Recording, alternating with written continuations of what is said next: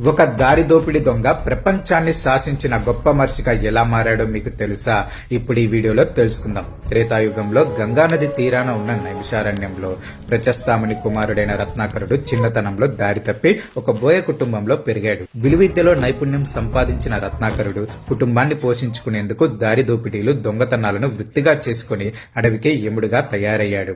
ఒకరోజు దారిలో వచ్చిన నారద మహర్షిని దోచుకోవడానికి ప్రయత్నించగా, నారదుడు, నీవు చేస్తున్న ఈ పాపాలు నీ కుటుంబ సభ్యులు పంచుకుంటారేమో అడిగి తెలుసుకో అని ఒక ప్రశ్న వేశారు. రత్నాకరుడు ఇంటికి వెళ్లి అడగగా అప్పుడు తన కుటుంబ సభ్యులు, ఈ కుటుంబ పోషణ నీదే, పాపపుణ్యాలు నీవారికే అని చెప్పడంతో రత్నాకరుడు తీవ్ర పశ్చాత్తాపానికి గురయ్యాడు. వెంటనే నారదుడి ఉపదేశంతో మరామరా అనే మంత్రాన్ని జపిస్తూ నైమిషారణ్యంలో కఠోర తపస్సు చేశాడు. సంవత్సరాల పాటు తపస్సు చేయగా అతని శరీరం చుట్టూ మట్టి పుట్ట అనగా వాల్మీకం కప్పేసింది. తిరిగి వచ్చిన నారద మహర్షి పుట్టను తెరిచి రత్నాకరుణ్ణి వాల్మీకిగా దీవించారు.